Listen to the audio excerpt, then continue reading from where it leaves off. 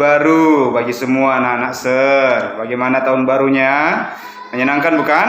Wah, pasti menyenangkan ya. Sekalipun mungkin sangat terbatas langkah kita, mungkin juga ada yang pulang kampung atau hanya di rumah saja, ya tidak masalah ya.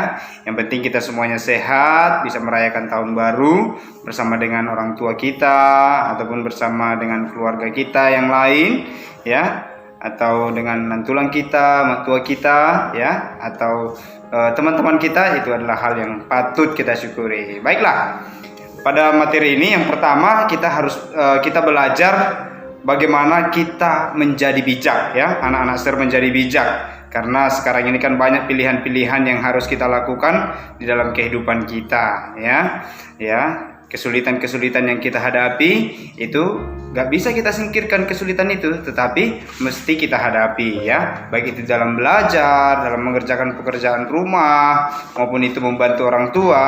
Tapi kita juga harus penuh hikmat. Mari kita baca dulu ya firman Tuhan. Kita buka semua Alkitabnya, adik-adik ya, anak-anak Ser semuanya buka semua Alkitabnya ya. Dalam Amsal 16 ayat 16. Memperoleh hikmat sungguh jauh melebihi memperoleh emas, dan mendapat pengertian jauh lebih berharga daripada mendapat perak ya. Nih ya, firman Tuhan ini sungguh luar biasa ini ya.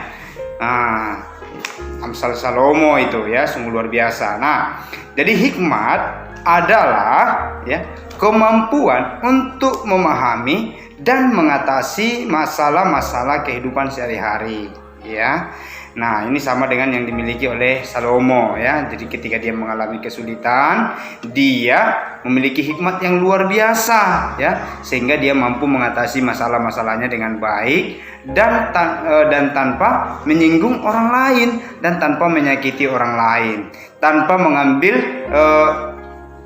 keuntungan tersendiri, tetapi untuk keuntungan bersama, untuk kebaikan bersama. Nah, itulah yang disebut dengan hikmat. Nah, dan itu sangat berharga dan melebihi yaitu emas. Dan kalau pengertian ya, itu jauh lebih berharga daripada perak ya. Nah, kalau pengertian ini adalah sangat penting juga ada dalam kehidupan kita, kehidupan kamu anak-anak Ser ya. Supaya kamu, karena pengertian ini adalah menangkap atau memahami apa yang dimaksud oleh orang lain atau yang dimaksud dengan apa yang sedang terjadi ya. Nah, itu yang disebut, yang dimaksud dengan pengertian ya. Nah, sekarang ya, bagaimana cara kita mendapat pengertian, mendapat hikmat? Yaitu adalah memintanya daripada Tuhan. Untuk kita memiliki hikmat, kita harus berdoa kepada Tuhan setiap hari, meminta hikmat supaya kita mendapat hikmat yang baru, hikmat yang baik, hikmat yang dari Tuhan. Karena Tuhanlah yang mempunyai hikmat. Nah ya, dan yang kedua ya, sikap diri kita ya, bagaimana kita bisa mendapat hikmat adalah tergantung keputusan-keputusan kita juga dalam kehidupan kita sehari-hari.